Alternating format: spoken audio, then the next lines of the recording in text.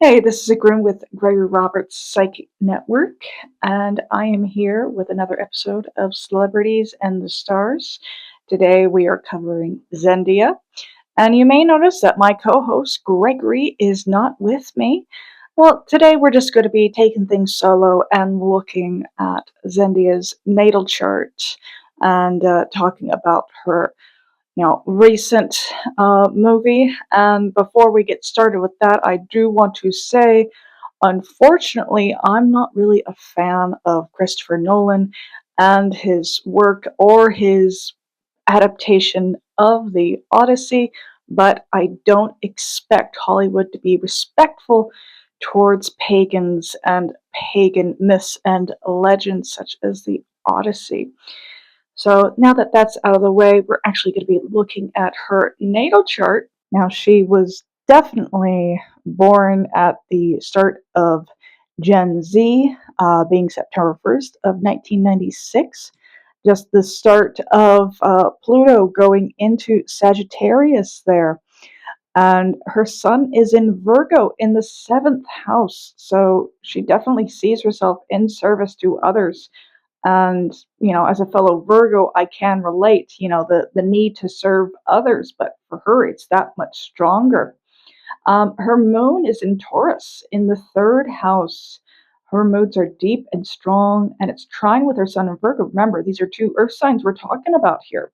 Her rising is in Aquarius, and we're going to get more into that later, but definitely she's a unique character with her rising in Aquarius. So her chart ruler is Saturn, which is Aquarius's classical ruler, and not so much Uranus, but we'll be talking about Uranus in a minute in her chart. Her Saturn is in her second house. She is definitely a me first type, but it's in opposition to her Mercury in Libra. Now, with this Saturn placement, she feels restricted financially, and is very serious about money. She feels guarded, or like she has to guard her energy. Um, Maybe that's, kind of her aloof Aquarian energy in her rising also coming through that energy too. Intuitively, I feel that. Now, another strong point in her chart is Venus and Mars are conjunct in her sixth house in Cancer. Her love is very spiritual, and love of home too in that sixth house. And also dealing with, her work, her employment. She loves what she does, and she has a lot of energy to expend there as well. She's affectionate and self reliant. She's sensitive and quick to anger at times, but she can also be forgiving. And this is actually an opposition to her Uranus and Aquarius, its modern ruler, but it's not as strong as an opposition to a personal inner planet.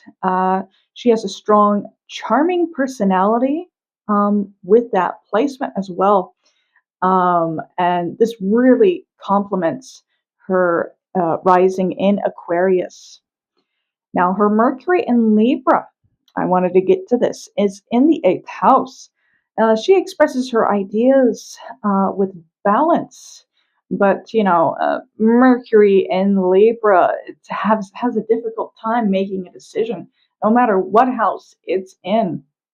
And with her sun in Virgo, it kind of makes her a little more fussy with the details as well, but can left to be feeling scattered at times. And her thoughts, in that eighth house get very, very deep. And, it takes her a while to actually formulate the words to actually express these deep thoughts.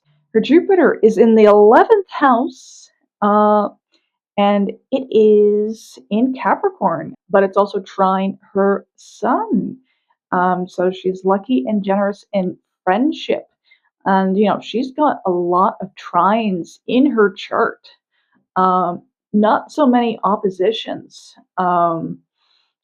She's got Capricorn, Virgo, Taurus, so she's very grounded. Especially with the inner planets. And her ascendant in Aquarius is really balanced out because of this.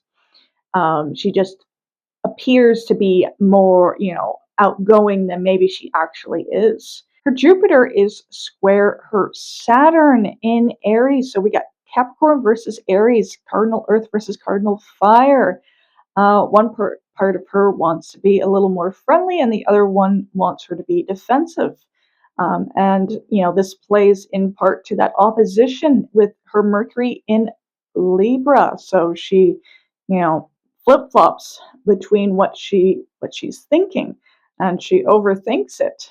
So that's, the only true negative I'm seeing out of her chart. Now, Pluto in her 10th house at 0 degrees Sagittarius, she definitely wants to be in control of her career, and it's conjunct her midheaven too.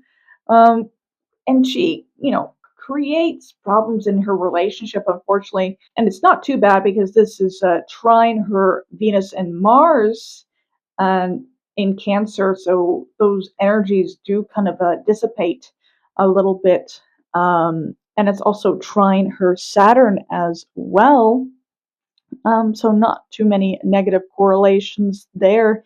Sometimes we have negative placements on our chart, but then other aspects kind of give us a more positive outcome in those degrees of our life. But if you are feeling like, that one part of your chart is bringing you down, but then you notice another planet is aspecting it positively, then you can focus on those aspects to improve your life.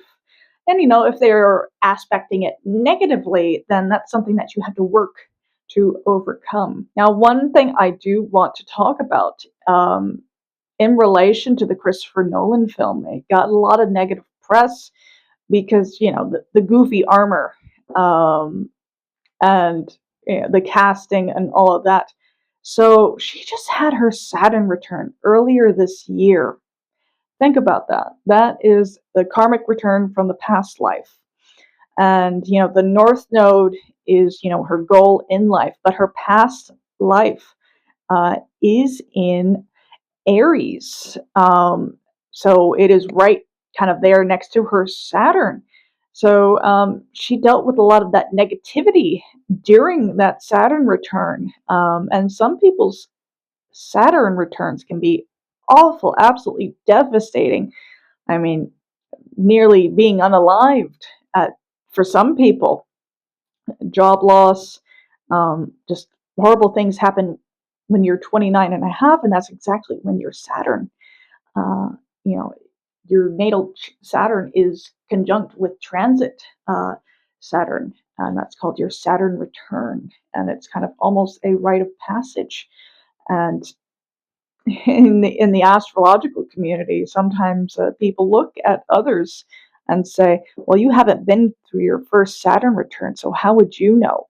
It's kind of like saying you're not an adult yet, but you know, perhaps her decisions and her decision to be in a more controversial movie was pushed by her, publicist, her agent, saying, "Hey, this is a Christopher Nolan movie. You want to be in this."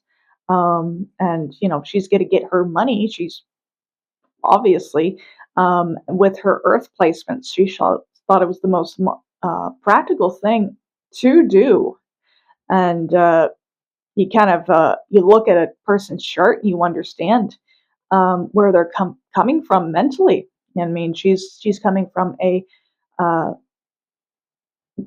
a practical base, a grounded base, what I really want to say, grounded understanding of how the world works, despite that Mercury uh, in Libra, Saturn in Aries. No, she's very grounded personally.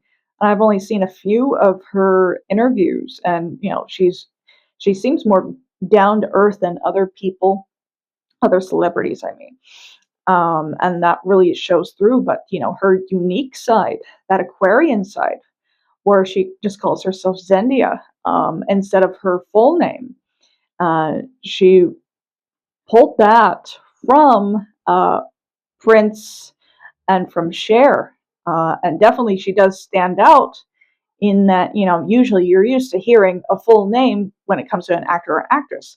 Now she decides to go with one name, so I believe that is, the practical side, picking up all those earth signs, picking up on that unique side of Aquarius and that Aries Saturn, kind of saying, okay, well, we could be really smart and unique and practical at the same time. Let's do that.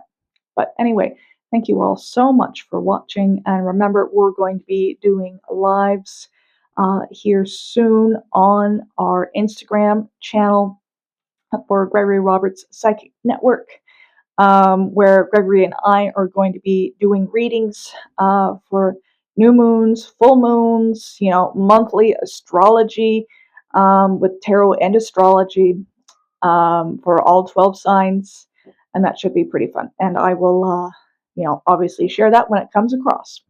But anyway, thank you so much for watching. Bye bye.